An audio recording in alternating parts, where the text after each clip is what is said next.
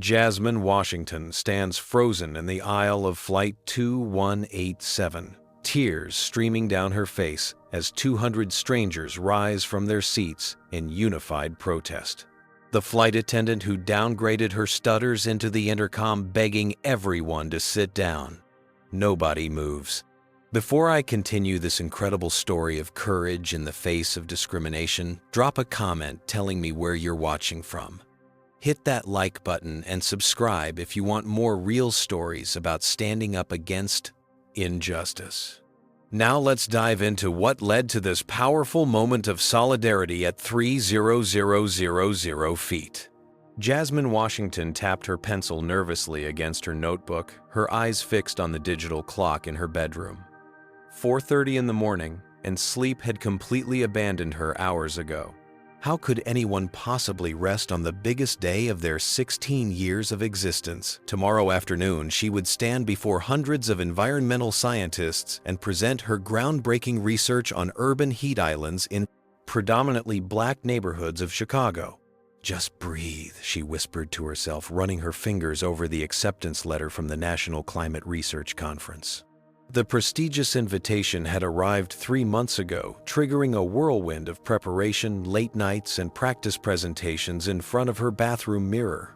For a girl from the south side of Chicago, this opportunity might as well have been a golden ticket. Jasmine had spent years collecting temperature data across different neighborhoods, documenting how concrete jungles absorbed heat differently in areas with fewer trees and parks. Her findings showed temperature disparities as high as 15 degrees between affluent downtown areas and the historically redlined neighborhoods where she lived. The bedroom door creaked open, and her mother, Kendra, peeked in. "Baby girl, you still awake? I knew it." She entered carrying 2 mugs of chamomile tea sitting beside Jasmine on the bed. "I can't sleep, Mom. What if I mess up? What if they don't take me seriously?" Jasmine accepted the warm mug, inhaling the soothing aroma. "They invited you because your work matters," Kendra said, firmly wrapping an arm around her daughter's shoulders. "But I need you to remember something. When you walk into that conference room, some folks might see your skin before they see your science." Jasmine rolled her eyes affectionately. "Mom, I know. You've only told me 100 times. And I'll tell you 100 more." Kendra squeezed her daughter's hand. "You'll have to work twice as hard to get half the respect. That's just how it is. But you've earned this moment. And look what I got you." She pulled out an envelope from her pocket with a flourish. Jasmine opened it and gasped. "First class, Mom. These tickets must have cost a fortune." "Been saving since you got accepted. My baby's not flying economy to the biggest moment of her life." Kendra's eyes shone with pride. "You deserve every bit of luxury on this journey. But your car repairs can wait another month." This couldn't. Kendra tapped the ticket. "Now try to get some sleep. Big day tomorrow." Morning arrived in a flash of activity. Jasmine triple-checked her presentation materials, packed her carefully selected professional outfit, and reviewed her notes one final time. The emerald green blazer and pencil skirt they'd found at the thrift store looked surprisingly high-end after Kendra's expert alterations.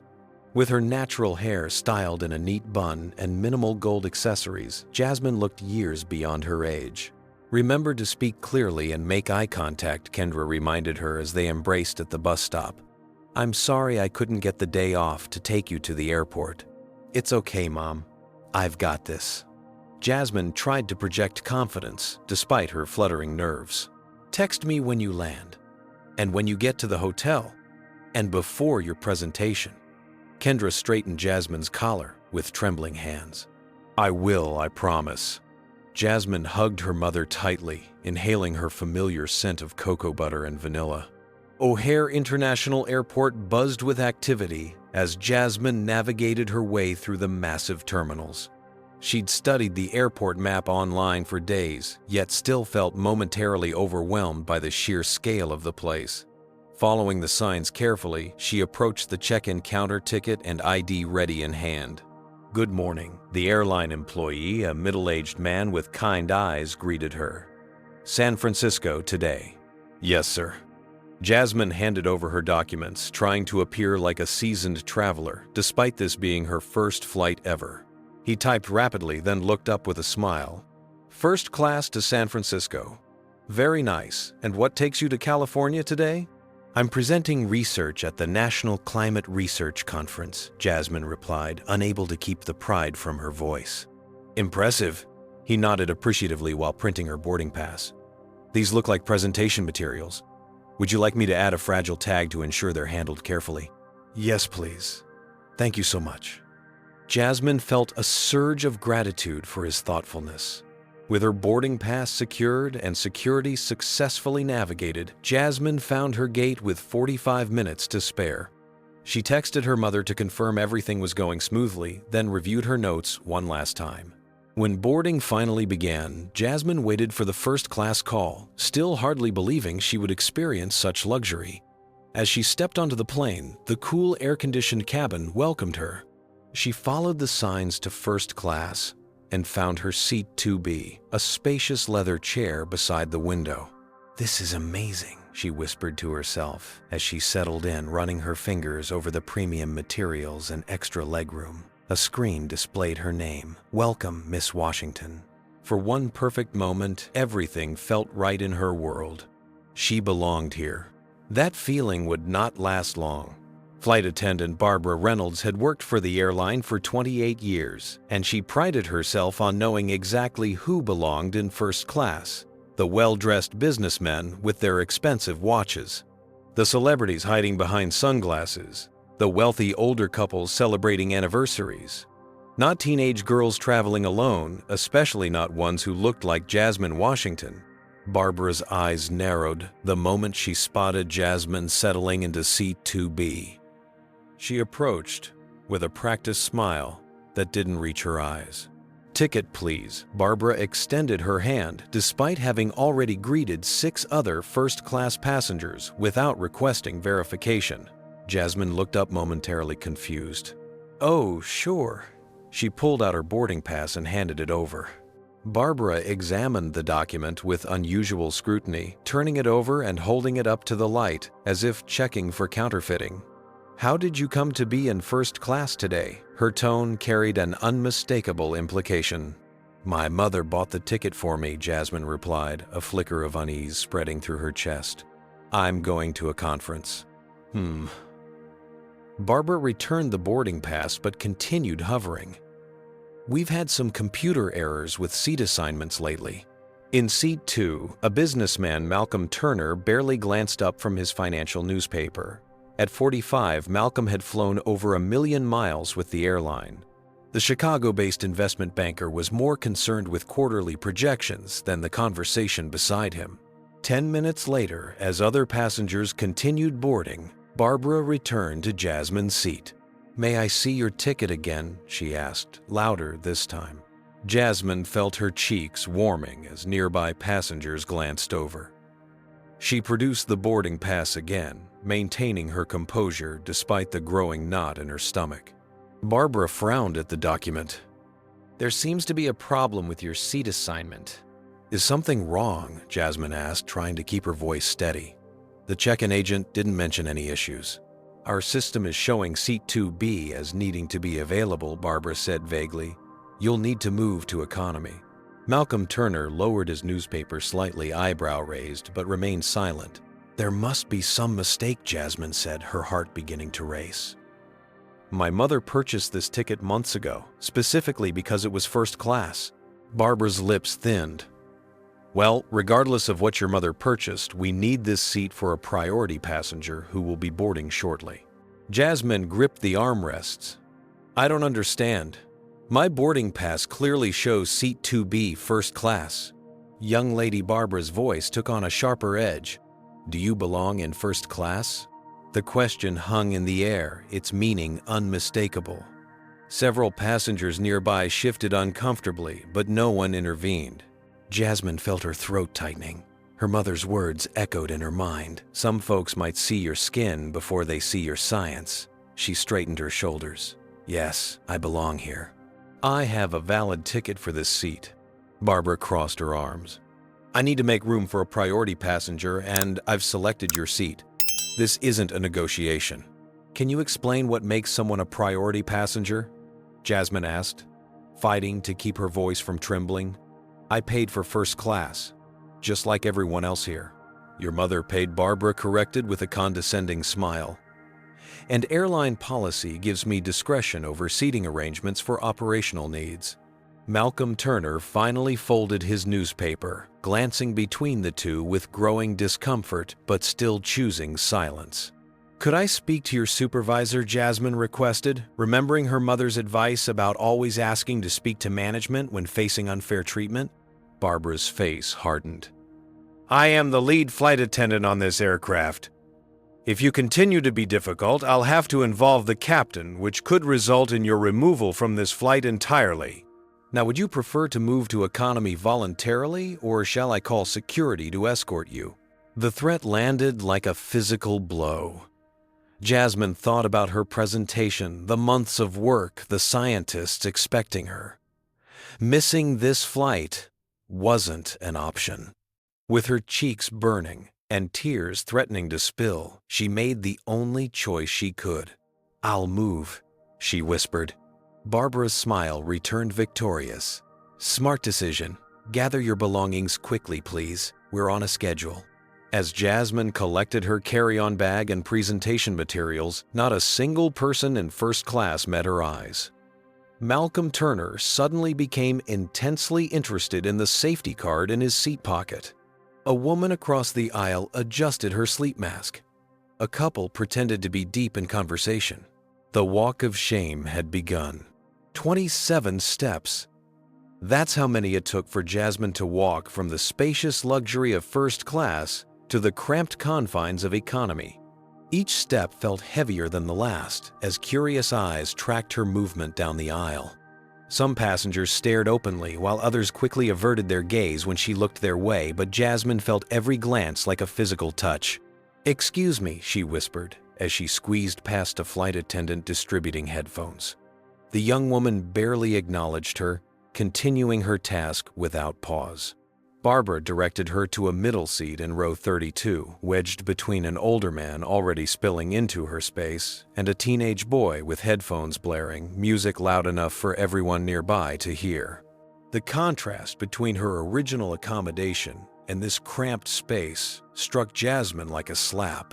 Your seat, Barbara announced, loudly gesturing with exaggerated courtesy. Thank you, Jasmine murmured, trying to maintain dignity as she slid into the tight space. Her knees pressed against the seat in front of her, a far cry from the generous legroom she'd briefly enjoyed. The older man sighed dramatically as she settled in, shifting to reclaim his armrest. The teenager didn't acknowledge her arrival, continuing to nod along to his music. Jasmine felt herself shrinking, trying to occupy as little space as possible. As Barbara walked away with a satisfied smile, Jasmine suddenly realized something critical. Her presentation materials, the carefully prepared visual aids, and backup flash drive remained in the seat pocket in first class. Wait, she called out, but Barbara had already disappeared toward the front of the plane. Jasmine unbuckled her seatbelt and stood, apologizing as she squeezed past the teenager. She made her way back up the aisle, rehearsing how to politely request her forgotten materials. As she approached the boundary between economy and first class, Barbara materialized like a sentry. Can I help you? She asked coldly, physically positioning herself to block Jasmine's path. I left my presentation materials in the seat pocket, Jasmine explained, pointing toward her former seat. I need them for my conference. Barbara's eyes narrowed. You can't enter first class again. Return to your assigned seat immediately. But I just need to grab my folder. It will only take a second. I said, return to your seat, Barbara, repeated louder this time. I'll check the seat pocket myself when I have time. Several first-class passengers watched the exchange, their expressions ranging from curiosity to discomfort. No one intervened. Please, Jasmine implored, those materials are irreplaceable. I present tomorrow morning. Thanks for watching. And I 100 said and 10 to fort down. And I see in places with 40 subscribed to every 16. "You're holding up the boarding process," Barbara stated firmly. "Return to your seat now, or I'll be forced to have you removed from the flight." Defeat washed over Jasmine. She nodded silently and retreated, painfully aware of the judgmental gazes following her retreat. Back in row 32, Jasmine slumped into her middle seat and pulled out her phone. Her hands trembled as she typed a message to her mother. "Something bad happened. Flight attendant made me move to economy. Said my seat needed to be available for a priority passenger. No explanation. She wouldn't even let me get my presentation materials from the seat pocket. I don't know what to do." 3 dots appeared immediately as Kendra began typing a response, but the flight attendant's voice came over the intercom instructing all passengers to put their devices in airplane mode. Reluctantly, Jasmine complied, feeling more alone than ever. From her economy seat, she couldn't see what was happening in first class, but she could hear Barbara's voice suddenly warm and welcoming. "Mr. Phillips, so wonderful to see you again. Yes, we found you a seat 2B. Perfect window view, just as you prefer." Jasmine strained to catch a glimpse of the priority passenger who had displaced her. Through the narrow gap between seats, she spotted an older white man in a business suit being guided to her former seat by an obsequious Barbara. No last-minute addition, no emergency accommodation, just a regular passenger who apparently deserved her seat more than she did. The realization burned in her chest. Jasmine closed her eyes, trying to focus on her presentation. She mentally reviewed her introduction, but the words kept slipping away, replaced by Barbara's dismissive tone, asking if she belonged in first class. The flight safety demonstration began, but Jasmine barely registered the instructions. All she could think about was her presentation materials. What if Barbara forgot to retrieve them? What if they were thrown away? The backup data was on her flash drive, but recreating the visual aids overnight in a hotel room seemed impossible. As the plane began taxiing, Jasmine tried to steady her breathing and regain her composure. She needed to remain professional to overcome this setback.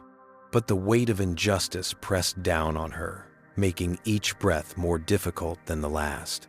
"You okay?" The teenage boy beside her had removed one earbud regarding her with unexpected concern. "I'm fine," she lied, forcing a smile that felt like a grimace. "You don't look fine," he observed bluntly. "You look like you're about to cry." Jasmine turned toward the window, though she could see little more than the arm of the man occupying the seat. "I just need to focus on my presentation tomorrow." The boy nodded and replaced his earbud, returning to his music. Jasmine leaned back, closed her eyes, and tried to recall her mother's encouraging words rather than her warnings. But all she could hear was Barbara asking, "Do you belong in first class?" And for the first time in her life, Jasmine Washington wasn't sure she knew the answer. "Excuse me, is everything okay?" The soft question came from a black flight attendant who had crouched down beside Jasmine's seat.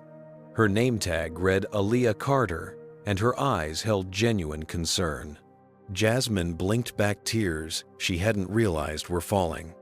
"I'm fine," she whispered automatically. Aaliyah tilted her head, slightly unconvinced.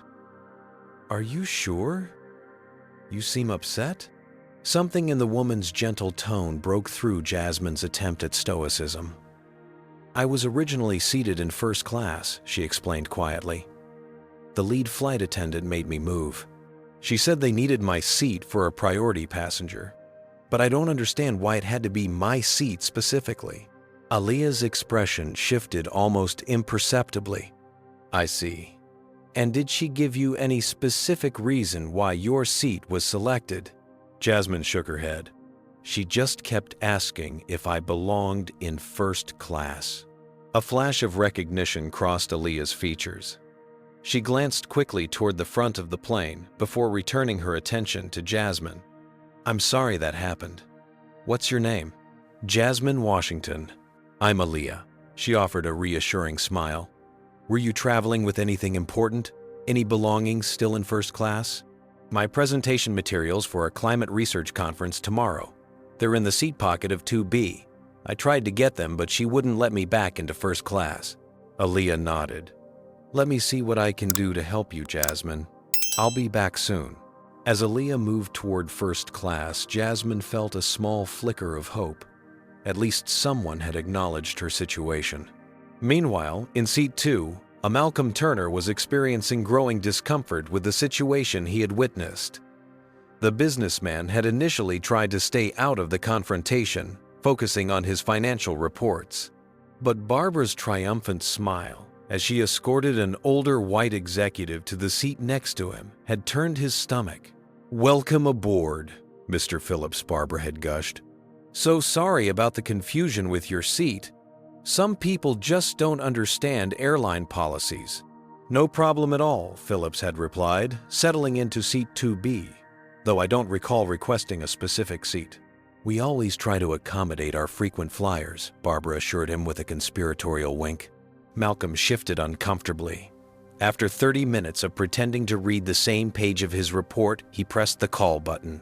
Barbara appeared promptly. "Yes, sir. What can I get for you?" "I'm curious about something," Malcolm began casually. "The young woman who was sitting here earlier. What was the computer error you mentioned?" Barbara's smile tightened. "Oh, just a routine seating adjustment. Nothing to concern yourself with." "But what specifically was the error? I book first class on this route twice monthly and have never encountered seating reassignments." "Well, different situations require different solutions," Barbara replied evasively. "We needed to accommodate a priority passenger." Malcolm glanced pointedly at Mr. Phillips, who was now snoring lightly. "So the computer error was... what exactly?" Barbara's professional veneer cracked slightly. "Sir, I'm not at liberty to discuss the details of our seating algorithms."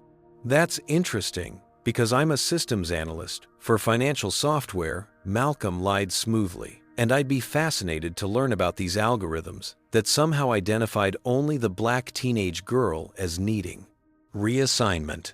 Barbara's face flushed. "If you'll excuse me, I need to attend to other passengers."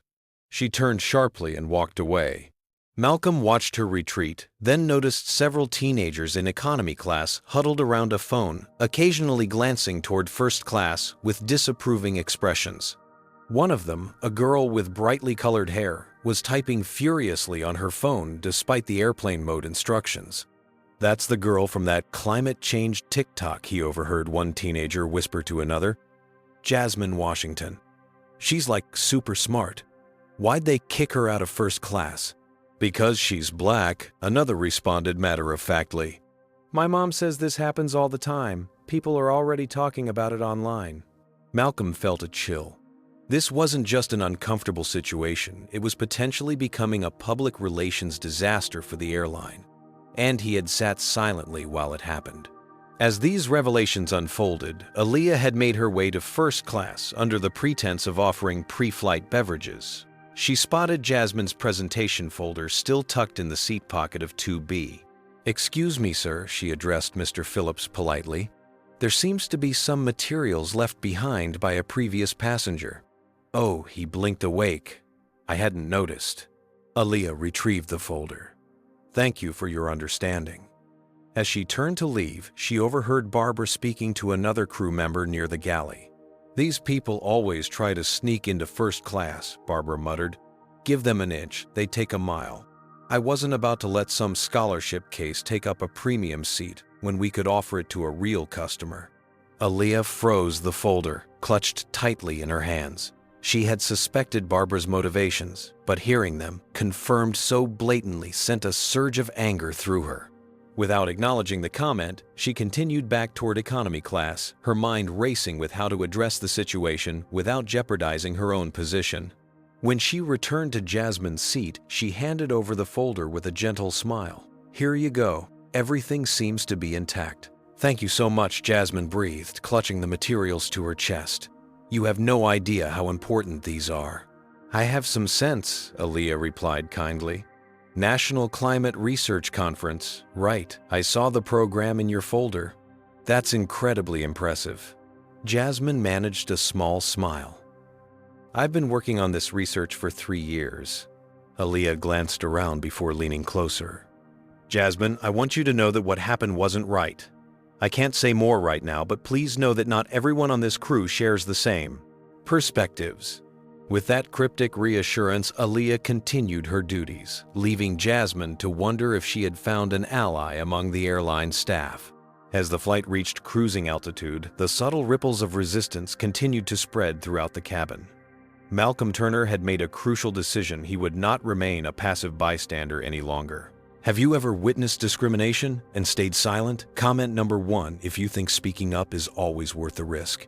Hit that like button if you believe collective action can change these everyday injustices. Subscribe to join our community of storytellers fighting for a better world.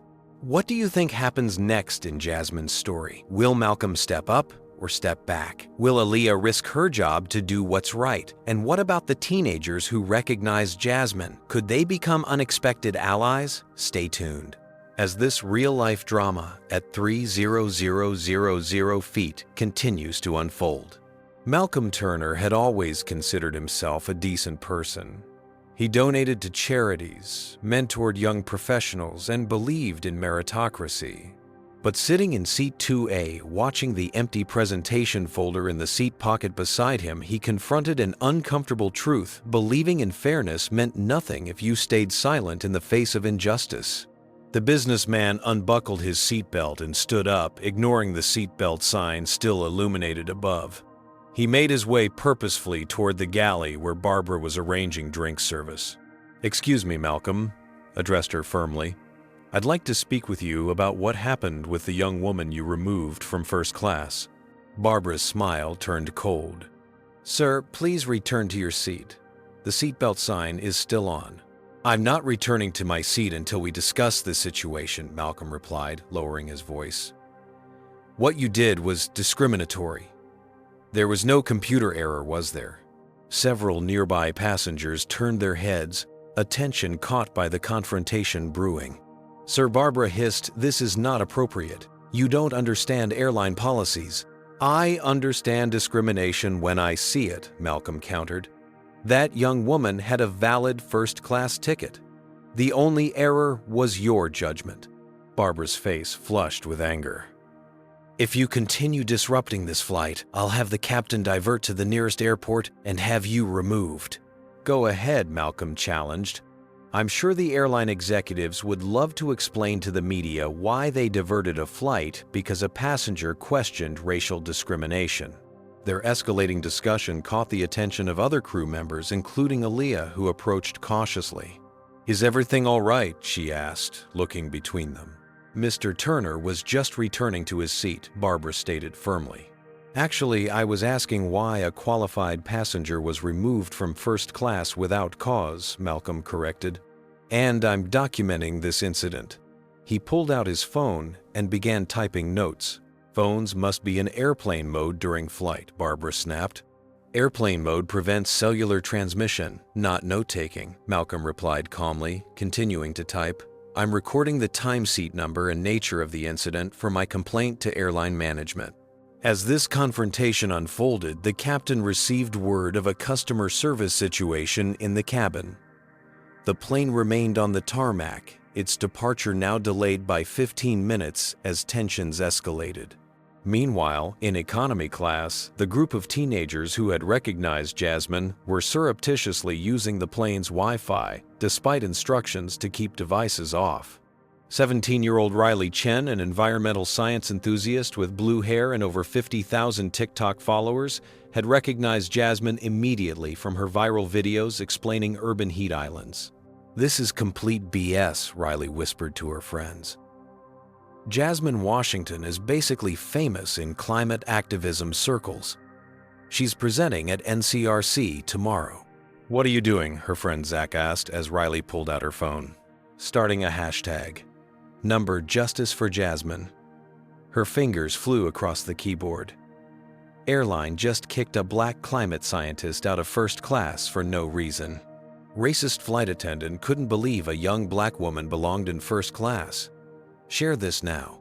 Within minutes, the hashtag began circulating among Riley's followers.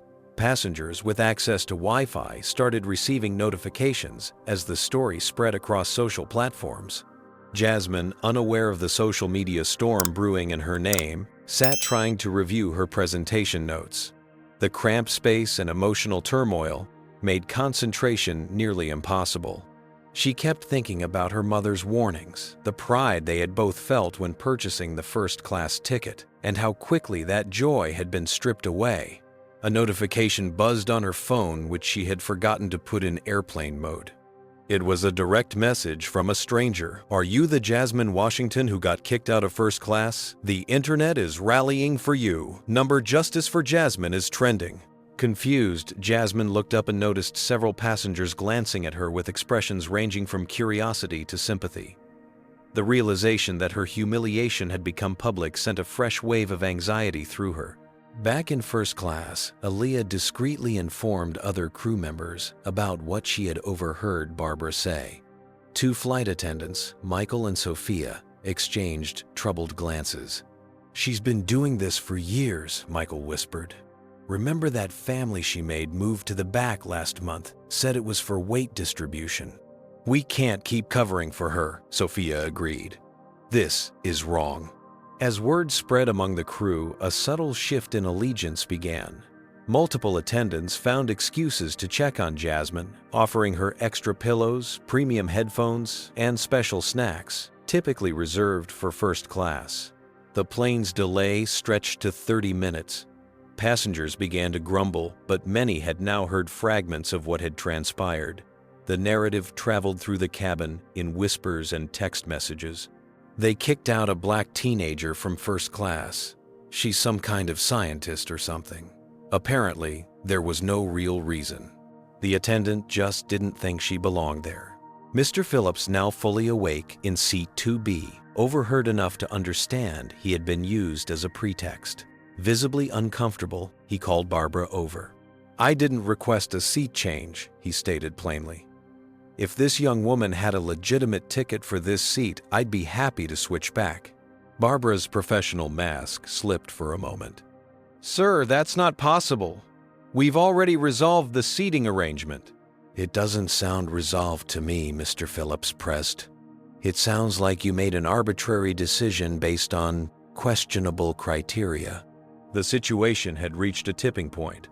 The plane sat on the tarmac, now 45 minutes delayed. The captain's voice crackled over the intercom. "Ladies and gentlemen, this is your captain speaking. We're experiencing a customer service issue that requires resolution before takeoff. I apologize for the delay and appreciate your patience." Moments later, the captain emerged from the cockpit, a rare sight that immediately hushed the cabin. He conferred briefly with Barbara, whose gestures became increasingly defensive. Several passengers began recording the interaction on their phones. Airline representatives on the ground were now contacting the flight. The hashtag number Justice for Jasmine had exploded online with thousands of shares, and the airline's social media team scrambling to respond. Corporate headquarters demanded an immediate explanation for the delay and the growing public relations crisis. Barbara realized she was losing control of the narrative. Her face flushed with anger as she pointed toward economy class, apparently explaining why Jasmine had been moved. The captain's expression remained neutral, but his body language suggested skepticism. Throughout the cabin, a remarkable transformation was taking place. Strangers who had sat in silent discomfort were beginning to speak to one another, sharing information and expressing outrage. The collective conscience of Flight 2187 was awakening. Jasmine Washington, the quiet scientist who had only wanted to present her research, had inadvertently become the catalyst for something much larger than herself. As the captain made his way toward economy class to hear her side of the story, she took a deep breath and prepared to speak her truth. The resistance had formed, and it was about to take flight. Captain David Harrington had flown commercial aircraft for 23 years. In that time, he'd handled medical emergencies, severe turbulence, and even an engine failure. But never had he stepped out of the cockpit to address a discrimination complaint that was simultaneously unfolding on social media in real time. As he made his way down the aisle toward economy class, passengers fell silent, all eyes tracking his progress. The captain's uniform commanded authority, his weathered face revealing nothing of his thoughts. "Miss Washington," he asked, stopping beside row 32. Jasmine looked up, her heart pounding. Yes, sir. Would you mind stepping into the galley to discuss the situation regarding your seating assignment? Jasmine nodded, unbuckling her seatbelt with trembling hands. The teenager beside her gave her a subtle thumbs up as she stood. In the rear galley, Captain Harrington created a small pocket of privacy. Barbara stood stiffly nearby, along with Aaliyah and the first officer. Miss Washington, I understand there was some confusion about your seating assignment, the captain began neutrally. Could you explain what happened from your perspective? Jasmine took a deep breath, determined to remain composed.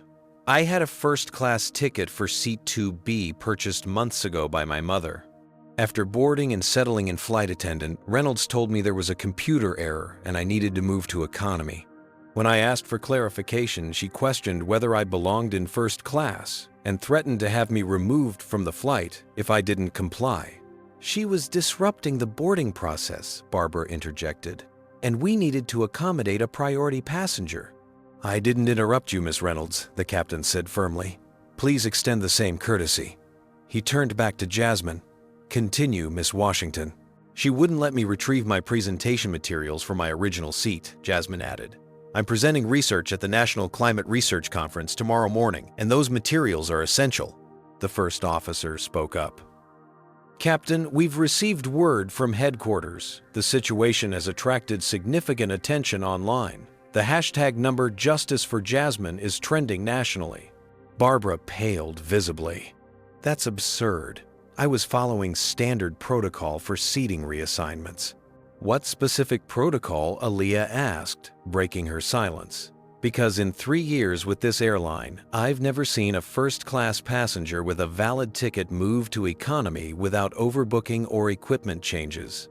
The captain's radio crackled. Captain Harrington, this is operations. We have senior management on the line requesting to speak with you immediately regarding the situation on board. I'll take it in the cockpit, he replied. To the others, he said, please remain here. We'll resolve this situation before departure. While the captain returned to the cockpit, the tension in the cabin continued to build. The teenagers who had started the social media campaign were now openly discussing the situation, their voices carrying through economy class. They just moved her because she's Black Riley, stated loudly enough for nearby passengers to hear. The flight attendant didn't think she looked like she belonged in first class. How many black passengers are in first class right now? Another teenager asked. Several passengers pulled out their phones, ignoring the airplane mode instructions to check the trending hashtag. Pictures of Jasmine from her climate activism work circulated alongside outraged comments about discrimination. Malcolm Turner had returned to his seat but continued documenting the incident. When Mr. Phillips inquired about what was happening, Malcolm showed him the social media storm developing. This is going to be a PR nightmare for the airline, Phillips observed. And rightfully so. In the cockpit, Captain Harrington faced the most difficult conversation of his career. On the video call, the airline's Vice President of Operations and Chief Diversity Officer both appeared, their expressions grave. Captain, we're receiving thousands of messages about a discriminatory incident on your flight, the VP stated. What exactly is happening there? We have a situation where a young black passenger with a valid first-class ticket was downgraded to economy without clear cause, the captain explained. The lead flight attendant claims it was due to operational needs, but there appears to be no documentation supporting this decision. Is the passenger still on board? The Chief Diversity Officer asked. Yes, she's currently in economy class. She's apparently a climate scientist presenting at a conference tomorrow. This is precisely the type of incident our new anti-discrimination policies were designed to prevent, the diversity officer said grimly. Captain, we're authorizing you to take whatever actions necessary to rectify this situation immediately. This is being watched by thousands of people in real time. Understood, Captain Harrington replied. I'll handle it. Meanwhile, in the main cabin, Barbara had cornered Aaliyah near the beverage carts. You had no right to undermine my authority, she hissed. I've been flying this route since before you could walk. This isn't about authority, Aaliyah replied calmly. It's about doing what's right. I heard what you said about her being a scholarship case who doesn't belong in first class.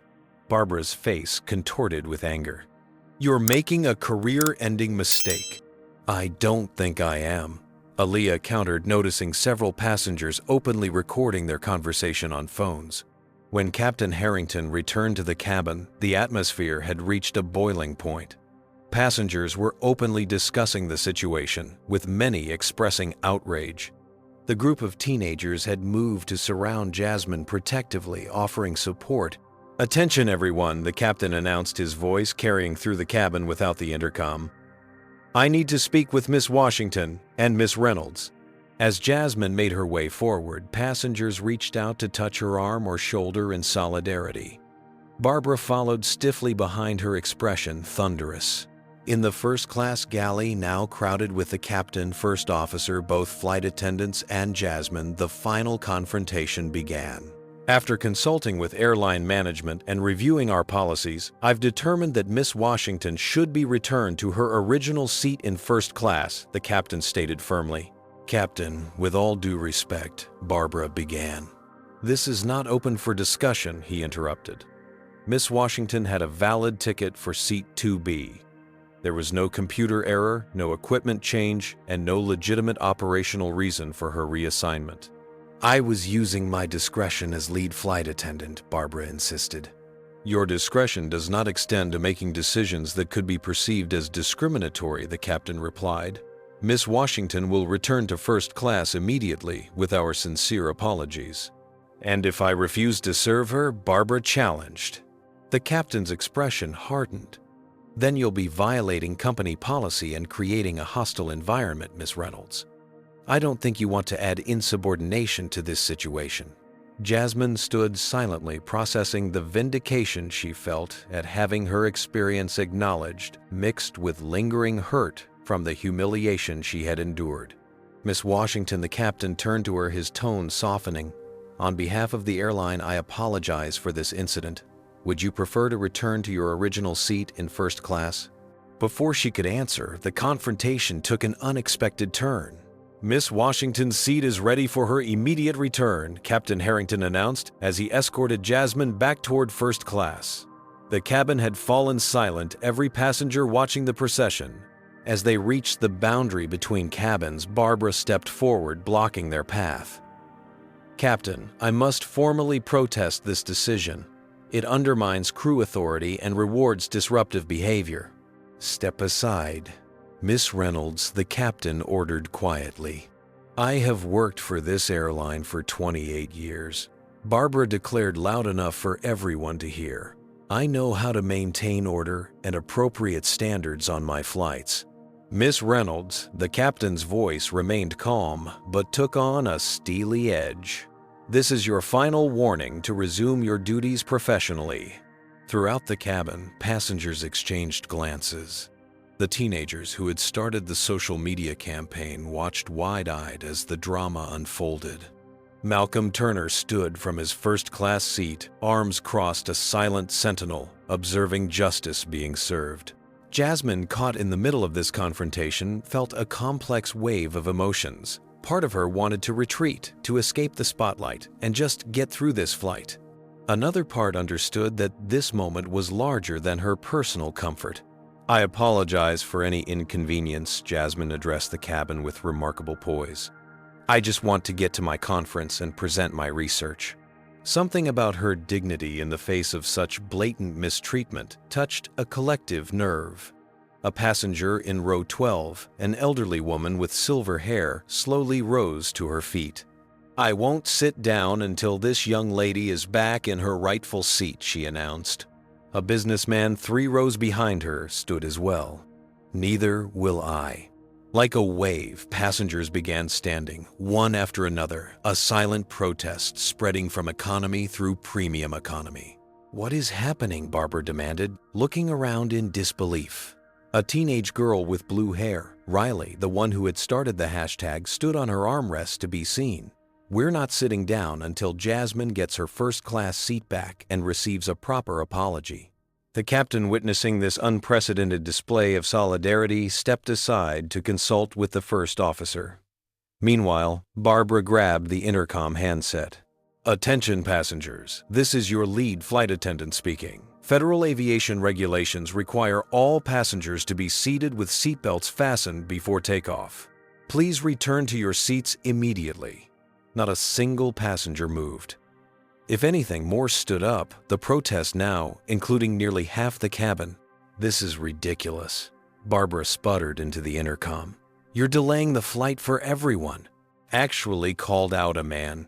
In row 20, we're all willing to be delayed to see justice done. Some things are more important than schedules. Barbara looked desperately toward the captain, who had returned from his consultation. Captain ordered them to sit down. Captain Harrington took the intercom instead.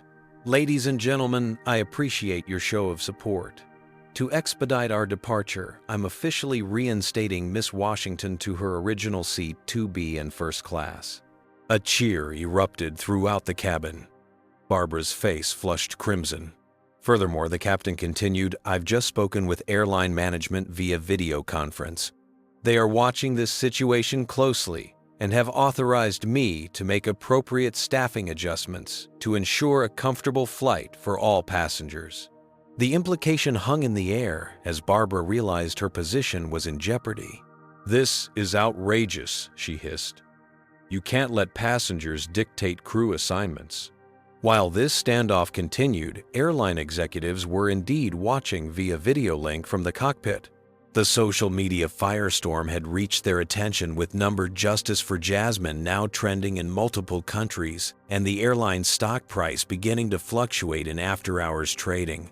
Captain, the airline's chief operating officer, addressed Harrington through his headset. We have a PR crisis unfolding. The video of Miss Washington being questioned about belonging in first class has been viewed over 2 million times in the last hour. We need this resolved immediately in accordance with our zero-tolerance policy for discrimination. Understood, the captain replied. I'll handle it. Back in the cabin, Jasmine found herself at a crossroads. The passenger's support had given her courage, but she was acutely aware of how this confrontation might affect her presentation tomorrow. Did she want to be known for her research or for being at the center of a viral discrimination incident? In a moment of remarkable maturity, Jasmine raised her hand for attention. Everyone, she began, her voice steady despite her nerves. I appreciate your support more than you know, but I don't want to further delay this flight. I'll accept an economy seat if Miss Reynolds acknowledges that her decision wasn't based on any legitimate airline policy. The cabin fell silent, passengers, stunned by her grace under pressure. Barbara seized the opportunity. Fine, there was no computer error, but I maintain that I was acting within my discretion for operational purposes. What operational purposes? Malcolm challenged from first class. Name one specific operational reason why Miss Washington's seat needed to be changed. Barbara's mouth opened and closed wordlessly. That's what I thought, Malcolm said. Captain, I believe we have our answer. The standoff had reached its climax. Over 200 passengers remained standing united in their refusal to be complicit in discrimination. The airline executives waited anxiously on the video link. And at the center of it all stood Jasmine Washington, a 16-year-old scientist who had simply wanted to present her research. Captain Harrington made his decision. Miss Reynolds, he stated formally, in light of the circumstances and after consultation with management, you are relieved of duty for this flight. Please gather your personal belongings and prepare to deplane. A stunned silence fell over the cabin, broken only by Barbara's indignant gasp. You can't do this, she protested. I've never been removed from a flight in 28 years. There's a first time for everything, the captain replied evenly. And our passengers deserve better. As airport security personnel boarded to escort Barbara from the plane, the full impact of what had just transpired began to sink in. The passengers, still standing in solidarity, had witnessed justice being served not through corporate policies or public relations statements, but through their collective refusal to remain silent. Jasmine Washington, escorted by Aaliyah and the captain himself, returned to seat 2B in first class. As she settled in, Malcolm Turner extended his hand.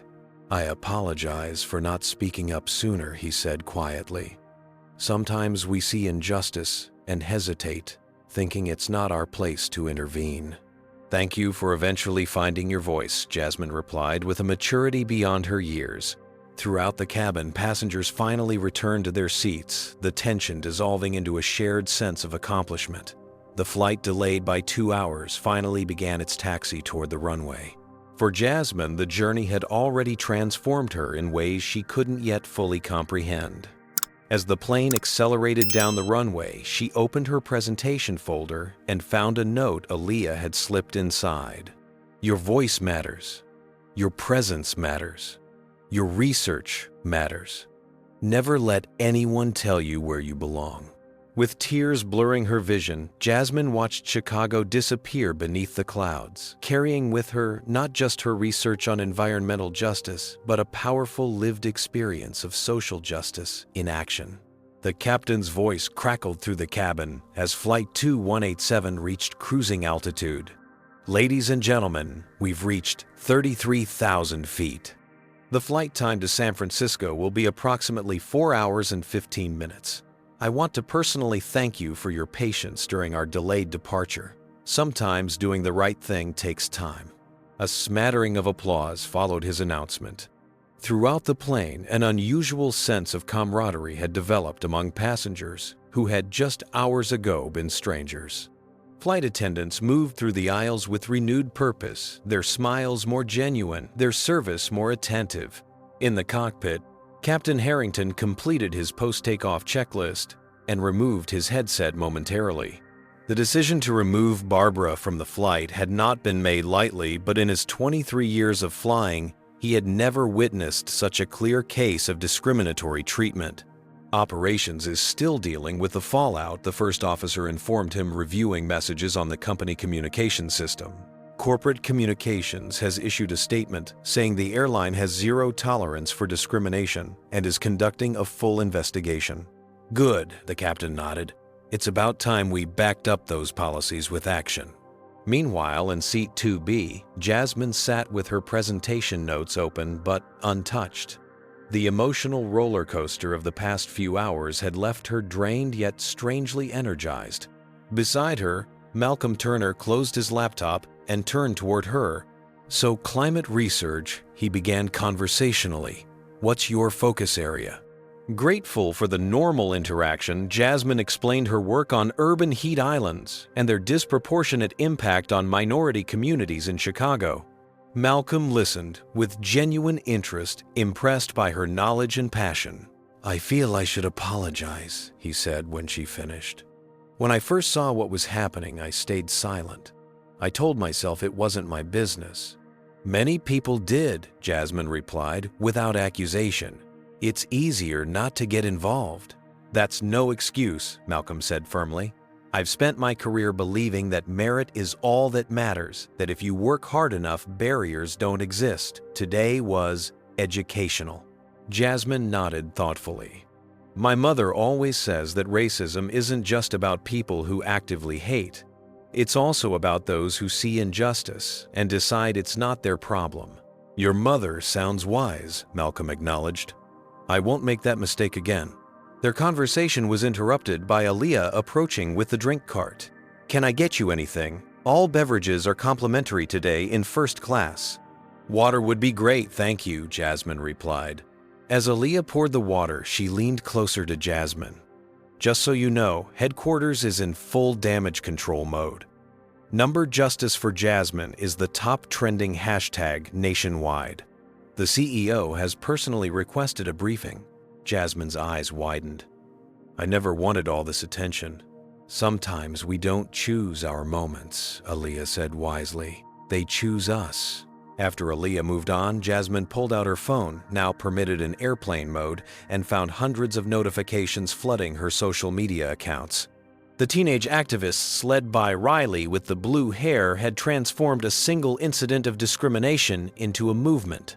Climate scientists, civil rights advocates, and thousands of ordinary people had shared her story, many recounting similar experiences of being questioned about belonging in premium spaces. In economy class, Riley and her friends celebrated their successful campaign. The airline just released a statement. One of them announced reading from the plane's Wi-Fi portal. "We deeply regret the experience reported by Miss Washington and have removed the employee pending investigation. We are reviewing our training protocols and reaffirming our commitment to equity and inclusion." "We did that," Riley said proudly. "Well, mostly Jasmine did it by being incredibly poised, but we helped amplify her story." As the flight progressed, the captain received another call from headquarters. The airline's senior leadership had convened an emergency meeting to address both the specific incident and broader concerns about discriminatory treatment. Captain, the chief diversity officer, explained, "The board has authorized me to offer Miss Washington a formal apology from the CEO lifetime premium status and compensation for her experience. We'd also like to explore having her consult on our diversity training program if she's interested." "I'll pass along the message," the captain replied, "but I suggest waiting until after her conference. She's presenting important research tomorrow, and that deserves to be her focus right now." 2 hours into the flight, Jasmine finally managed to review her presentation without distraction. Her research on temperature disparities between affluent and underserved neighborhoods felt even more relevant after experiencing such a stark reminder of how discrimination manifests in unexpected spaces. Alia stopped by occasionally to check on her, once bringing a dessert from the premium menu just because. Other passengers smiled or nodded respectfully when catching her eye. Mr. Phillips, the businessman who had been given her seat, had requested to move elsewhere in first class, seemingly uncomfortable with his unwitting role in the incident. As the plane began its descent into San Francisco, Captain Harrington made his way back through the cabin during a moment of smooth flying, entrusting the controls to his first officer. He stopped beside Jasmine's seat.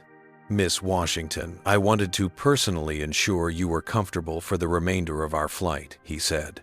"I've been flying this route for 15 years, and I've never been prouder of our passengers than I was today." "Thank you, Captain," Jasmine replied. "Everyone has been very kind since everything happened. Kindness is the minimum you deserved," he stated firmly. "Justice is what you received, and only because you had the courage to stand your ground with dignity." As he returned to the cockpit, Malcolm turned to Jasmine. "You know, I've been thinking about your research.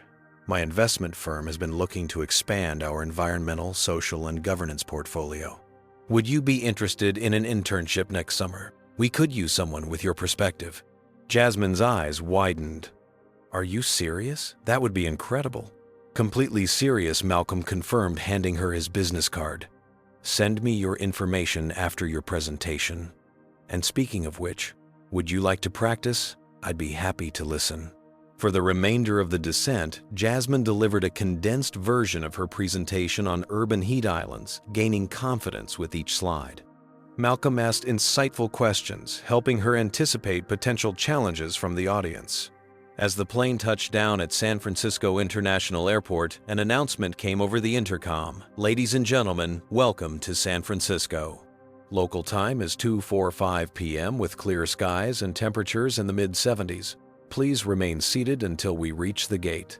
And to our passenger in 2B, Miss Washington, the entire crew wishes you the best of luck with your presentation tomorrow. We have no doubt you'll impress everyone just as you've impressed us today."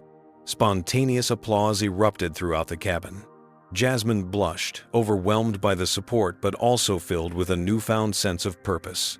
What had begun as a humiliating experience had transformed into a powerful reminder that justice was possible when people chose to stand together. As the plane taxied to the gate, Jasmine looked out the window at the San Francisco skyline. She had arrived not just at her destination, but at a new understanding of her own resilience and the power of collective action to transform individual injustice into communal triumph. Jasmine stepped off the jetway into San Francisco International Airport, unprepared for the scene that awaited her.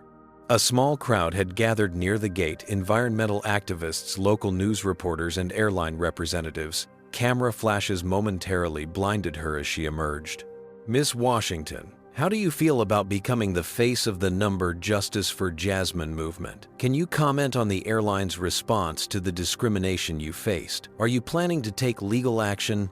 The barrage of questions overwhelmed Jasmine, who had expected only to catch a shuttle to her hotel and prepare for tomorrow's presentation. Malcolm Turner, emerging behind her, quickly assessed the situation and stepped forward. Miss Washington is a respected climate researcher who will be presenting important scientific findings tomorrow, he announced firmly. She'll be happy to address questions about her work at the appropriate time. Right now, she needs to prepare for her conference. Airline representatives approached looking nervous. Miss Washington, we've arranged a private car to take you to your hotel, a woman in a corporate uniform explained. Our CEO would like to speak with you personally when you have time. Jasmine felt her phone vibrating continuously in her pocket. When she finally checked it in the privacy of the airline's executive lounge, she found 37 missed calls and hundreds of messages. The most important one was from her mother. Baby girl, are you okay? I'm seeing your name everywhere online. Please call me the minute you land. With trembling fingers, Jasmine dialed her mother's number. Jasmine Kendra's voice was thick with emotion. What happened? Are you all right? I'm fine, Mom, Jasmine assured her, though her voice cracked slightly. It was intense, but I'm okay now. They're saying you stood up to discrimination and the whole plane supported you. I'm watching videos of people standing up for you. It wasn't just for me, Jasmine explained, suddenly understanding the broader implications. It was about something bigger. People saw what was happening and decided not to be silent. Kendra's voice softened.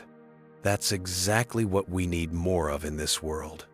I'm so proud of you, baby. So proud it hurts. Tears flowed freely down Jasmine's cheeks. I remembered everything you taught me, Mom. About holding my head high, about knowing my worth. You did more than remember the lessons, Kendra replied. You lived them. Now are you ready for your presentation tomorrow? More ready than ever, Jasmine affirmed, wiping away her tears. After promising to call again before bed, Jasmine ended the call and was escorted to a luxury car waiting outside. The driver navigated through San Francisco traffic while Jasmine tried to process the whirlwind of events. Her phone continued to buzz with notifications, interview requests, messages of support, and an email from the conference organizers moving her presentation to the main ballroom to accommodate increased interest. At the hotel, the manager personally greeted her and upgraded her to a suite. Compliments of the hotel, he explained. We stand against discrimination in all forms. Alone in her suite, Jasmine finally had time to reflect. She opened her laptop to find thousands of messages from young Black girls and environmental activists worldwide, sharing their own stories of being questioned about belonging in certain spaces. The hashtag number #WhereWeBelong had emerged alongside number Justice for Jasmine, creating a global conversation about racial profiling in everyday settings. The airline had issued a formal statement announcing Barbara Reynolds' termination and the implementation of mandatory anti-bias training for all staff. Aaliyah Carter had been promoted to lead flight attendant and invited to help develop new training protocols. A knock at the door interrupted Jasmine's reading. A hotel staff member delivered a fruit basket with a note from Malcolm Turner. Your research matters. Your voice matters. You belong everywhere your talents take you. Good luck tomorrow. That night, Jasmine revised her presentation, weaving in elements of her airport experience to illustrate how environmental justice and social justice were interconnected. Urban heat islands weren't just about temperature disparities. They reflected deeper inequities in city planning, resource allocation, and whose comfort was prioritized. The next morning, Jasmine entered the conference center to find the registration area buzzing with activity. Climate scientists she had long admired approached her, expressing both admiration for her research and support for her dignity in the face of discrimination. Miss Washington, a woman in a tailored suit, approached. I'm Dr. Eleanor Chen, chair of the Environmental Justice Foundation. We'd like to speak with you about doubling your scholarship and featuring your research in our annual report. Before Jasmine could respond, another researcher joined them. And the Urban Climate Initiative would like to offer you an undergraduate research position when you're ready for college. Your methodology for community temperature mapping is exactly the approach we've been looking for. The conference organizer guided her to the preparation room. We've moved you to the main ballroom. Registration for your session has tripled overnight. Are you comfortable with a larger audience? Jasmine took a deep breath. Yes, I think I am. As she waited to be introduced, Jasmine peeked through the curtains at the packed ballroom. Scientists, activists, policymakers, and journalists filled every seat with more standing along the walls. Among them, she spotted Malcolm Turner, who had delayed his business meetings to attend her presentation. In the back row sat Aaliyah Carter, who had requested special leave to support Jasmine on her big day. When her name was announced, Jasmine walked onto the stage with newfound confidence. The applause that greeted her was thunderous, extending well beyond the customary welcome. "Thank you," she began, when the room finally quieted. "I'm here to present my research on urban heat islands in Chicago and their disproportionate impact on communities of color. But first, I want to acknowledge something important." The room fell completely silent. Yesterday, I experienced what many people of color face regularly, having my presence questioned in a space where I had every right to be. That experience reminds us that environmental justice isn't separate from social justice. The same systems that place incinerators in black neighborhoods instead of affluent white ones are connected to the mindsets that question whether certain people belong in first-class boardrooms or academic settings. Jasmine clicked to her first slide showing temperature variations across Chicago neighborhoods. These heat disparities didn't happen by accident. They reflect decades of decisions about who deserves shade trees, green spaces, and protection from extreme weather. Just as I experienced yesterday, these are choices about who belongs and who doesn't, whose comfort matters and whose doesn't.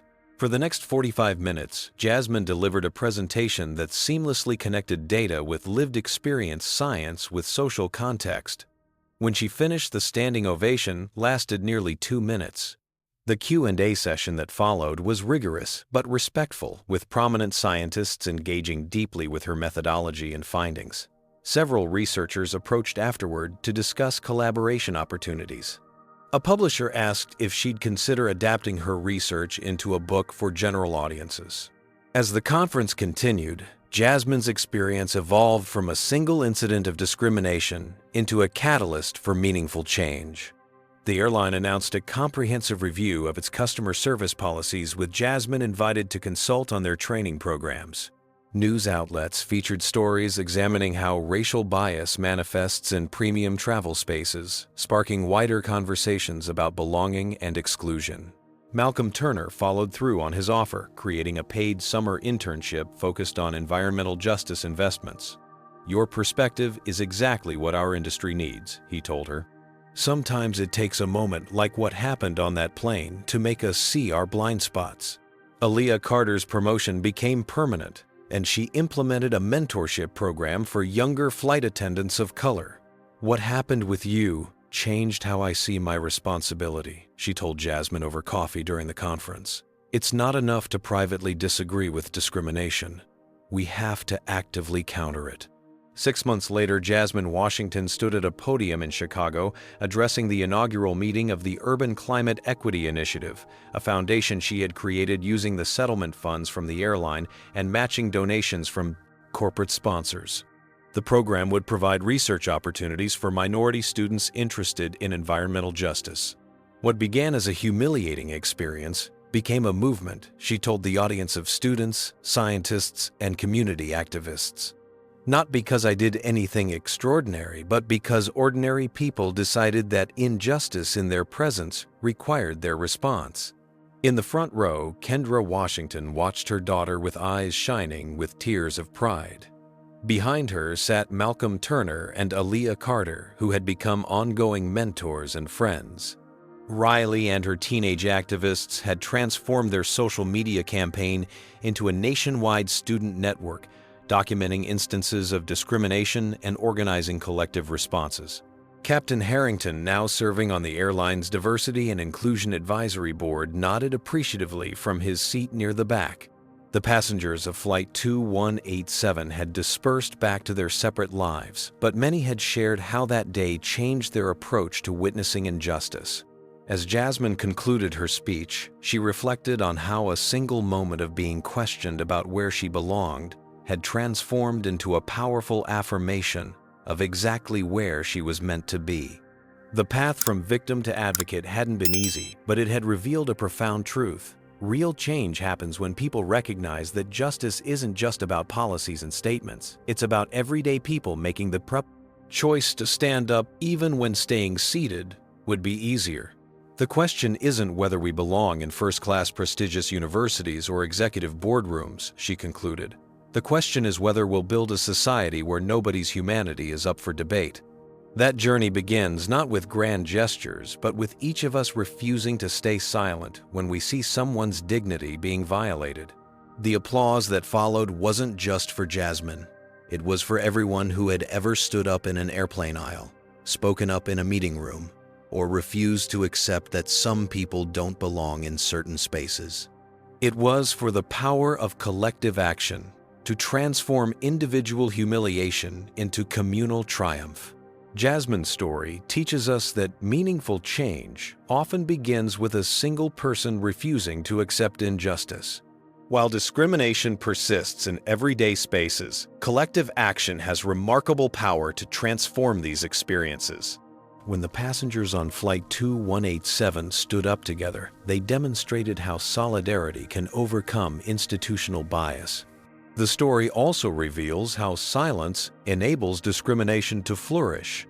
Malcolm's initial hesitation to speak up, despite recognizing the injustice, shows how even well-intentioned people can become unwitting accomplices through inaction. True allyship requires courage to risk discomfort. Perhaps most importantly, Jasmine's transformation from victim to advocate illustrates how painful experiences can become platforms for broader change.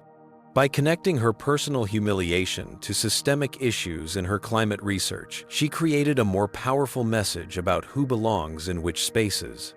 Remember, discrimination doesn't just hurt individuals, it damages entire communities by silencing important voices and perspectives. When we stand together against everyday injustice, we help build a world where nobody's humanity is up for debate. Have you ever witnessed discrimination and stood up or wished you had? Share your experience in the comments below. Your story could inspire others to speak up next time.